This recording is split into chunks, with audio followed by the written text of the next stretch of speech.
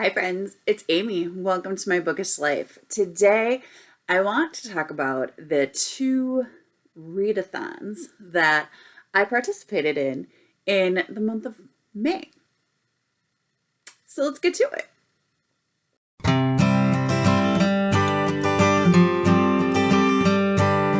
As I said, I participated in two readathons in the month of May. The first one actually started on April 29th and went to May 1st. And that was Amy at A-Star Reads 24-hour Game of Bookish Life Readathon. This was a lot of fun. She was celebrating 1,000 subscribers. So congratulations, Amy at A-Star Reads. And she would play her TBR game, the Game of Bookish Life. And every 4 hours, she dropped a prompt. So there were 4 prompts for this readathon. You didn't get any of the prompts until an hour before the readathon started. I did read part of all of these books during the readathon, but I didn't necessarily finish all of them that weekend. I did finish them all in May. So the first prompt that we got was an animal companion. And I happen to already be reading in April Flashback by Shannon Messenger, and I really wanted to finish it. It was actually quite perfect because in Flashback, which is the 7th book in the Keeper of the Lost City series, there is an animal companion, and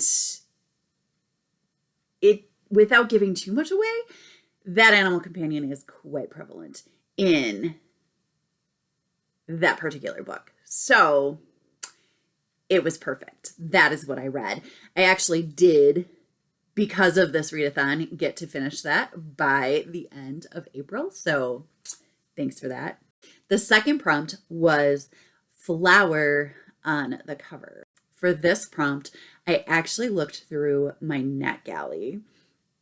And it was April at this point yet, and I wanted to read novels in verse in April, and there was a particular novel in verse in my NetGalley that had this beautiful sunflower on the cover, and that was The Road to After by Rebekah Lowell. As I said, it's a middle grade novel in verse. There are some heavy topics in this book, but it is beautifully written. We have these beautiful poems that just tell all of the emotions of this girl who's dealing with how she feels about her father that was abusing her and her mother and her sister. And it just was deep and beautiful. And the flower actually does feature prominently in the story as well. It's symbolic of her growth through the story. Absolutely heartbreaking, but it's beautifully told. I loved the character of Lacey. Rebekah Lowell is a domestic abuse survivor.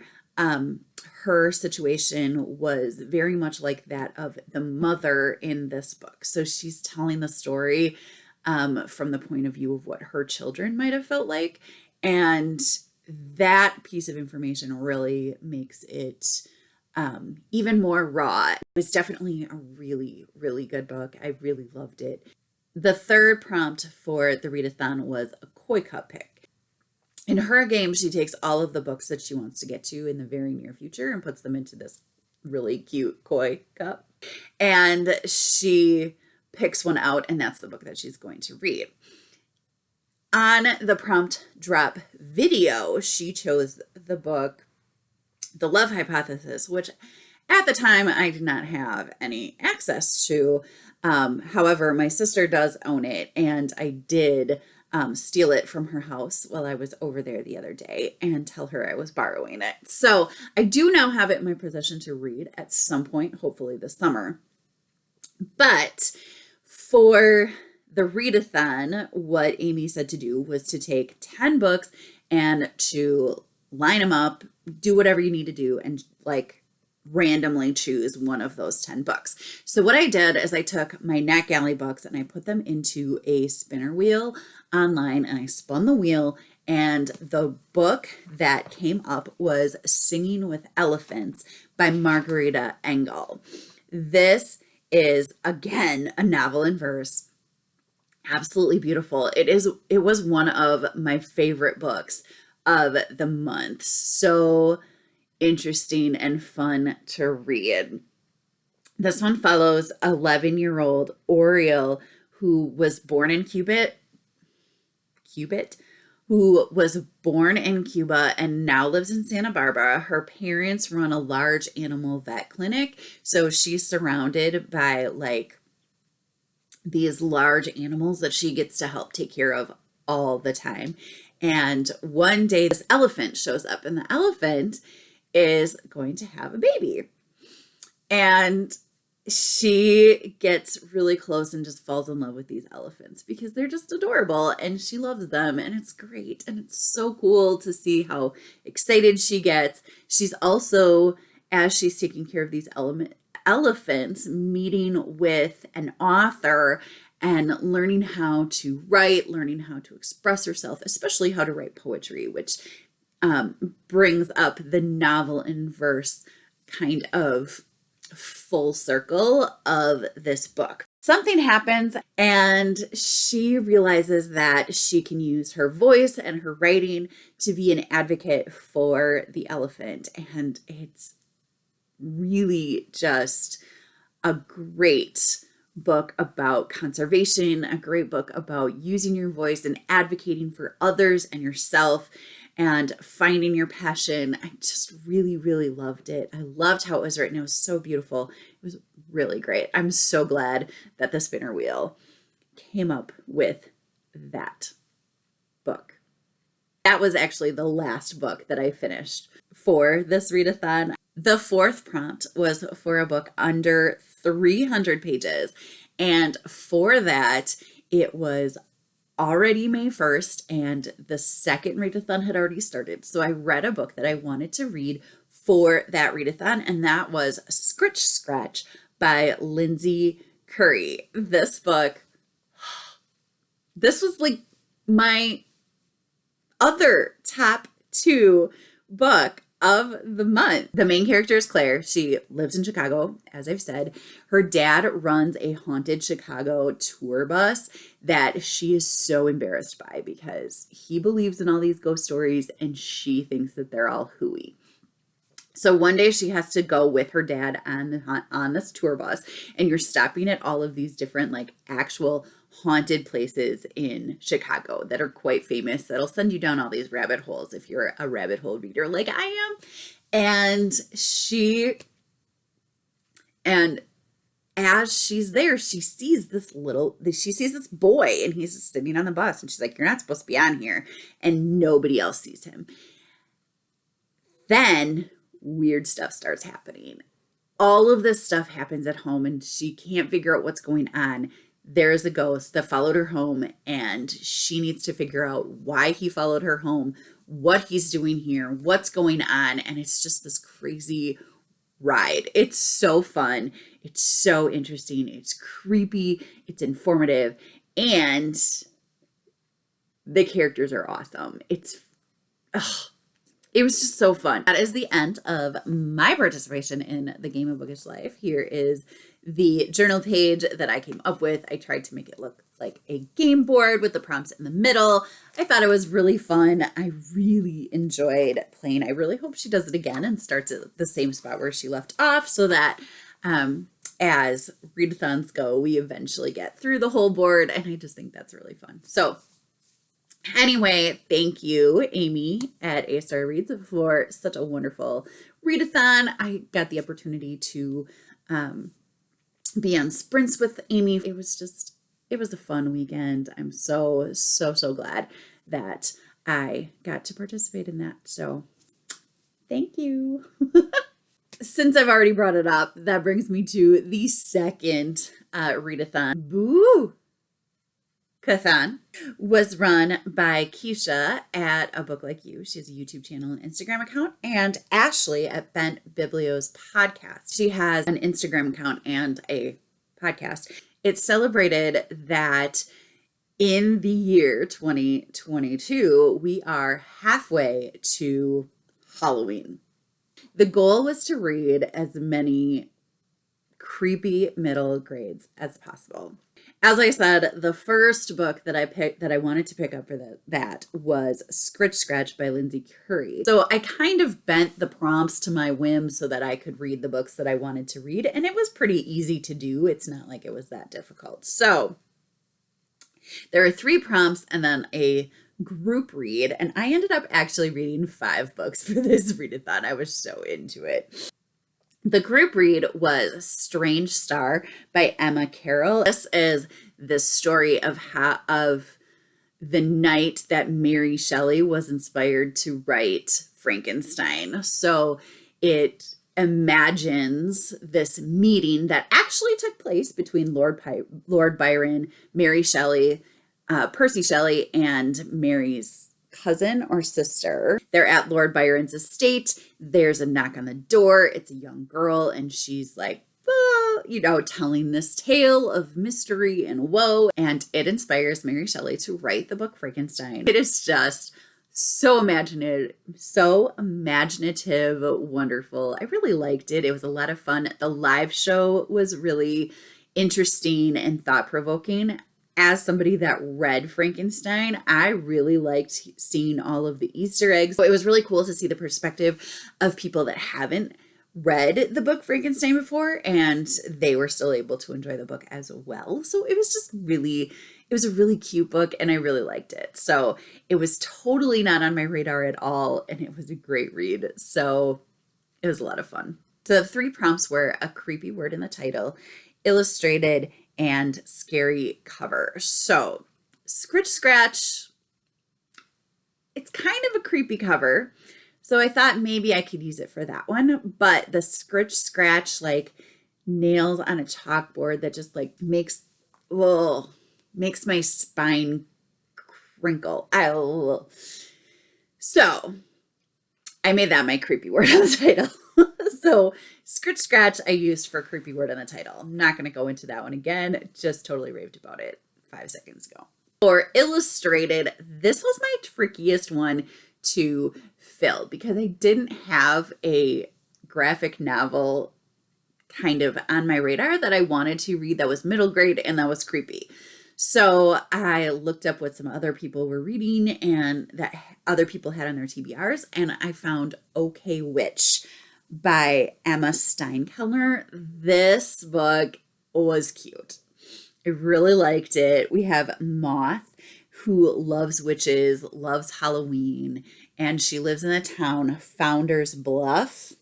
Now, Founder's Bluff, that makes a big deal out of witch history, and they put on this drama every year where they defeat the witches and blah, blah, blah, blah, blah. And Moth gets really into it. She wants to be part of all of that. Her mom doesn't. And the reason her mom doesn't want to be a part of it is that her mom's a witch. And it turns out that Moth, is also a witch. And so she kind of goes through this revelation of realizing she's a witch, but also having to deal with the fact that essentially this thing that she gets really into is basically making fun of her. So she has to kind of like go back with that. It's just so cute. The illustration is adorable. It's funny. There's all these cute little jokes in it. Like at one point, this talking cat who's super sarcastic, and I love him. I can't remember his name, but reminds me of Binks in Hocus Pocus. I loved all, it was like punny humor. Punny. It was so good.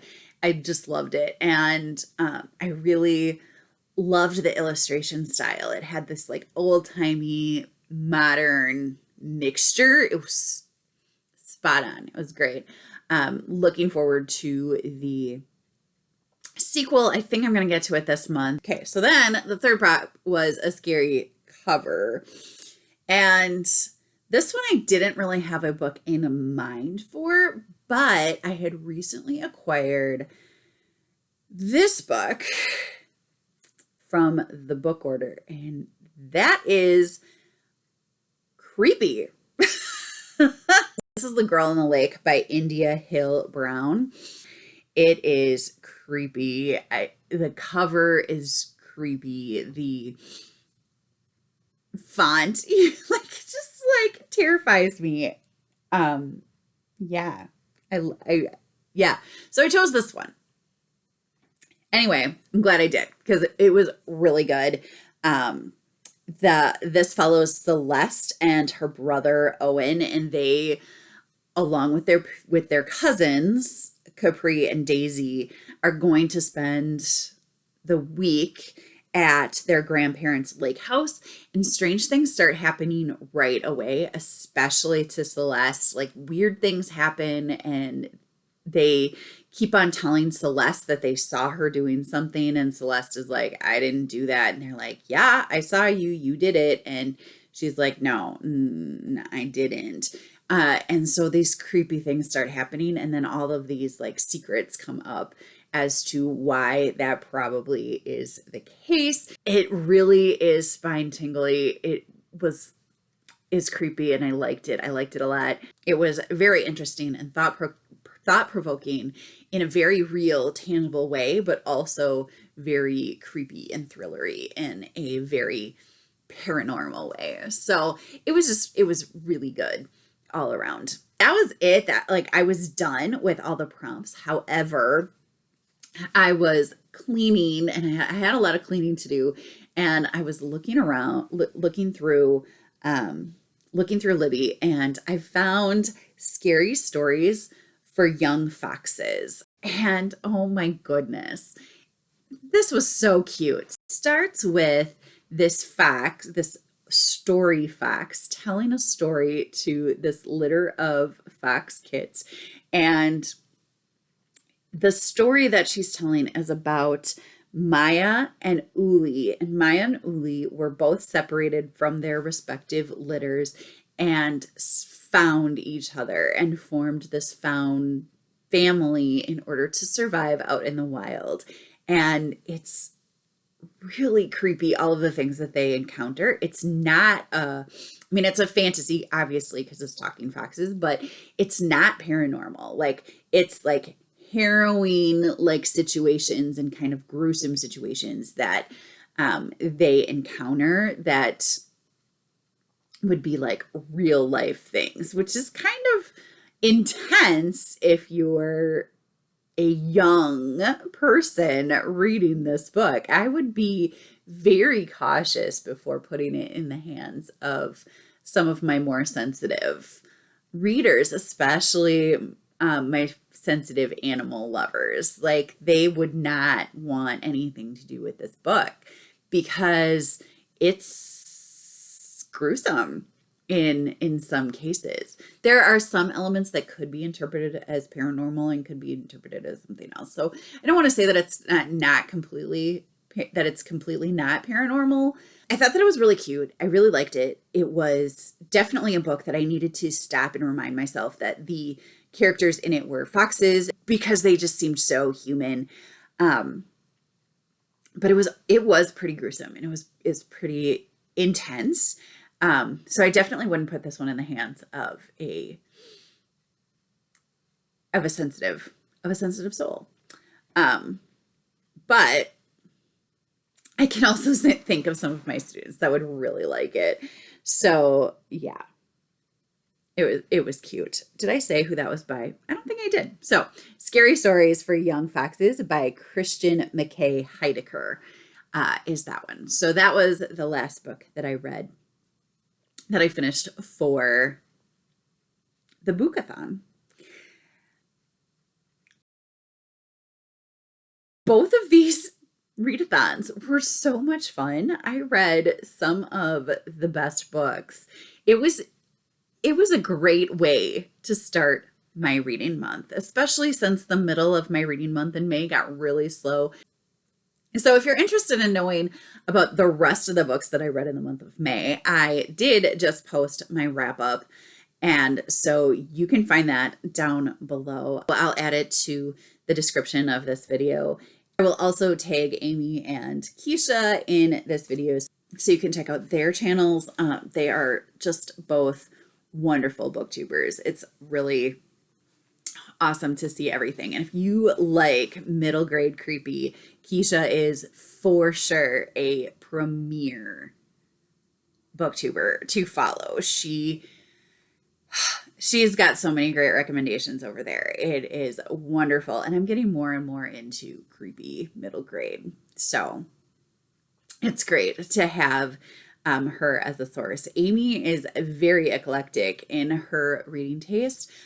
She's kind of all over the map. I really enjoy her videos a lot as well. Her Game of Bookish Life is great. She does Sunday sum ups to talk about her reading every week. Check out their channels down below. If you liked this video, please give me a thumbs up. If you'd like to see more from me, make sure you're subscribed. I hope that you're finding something wonderful to read. And until next time, happy reading. Bye.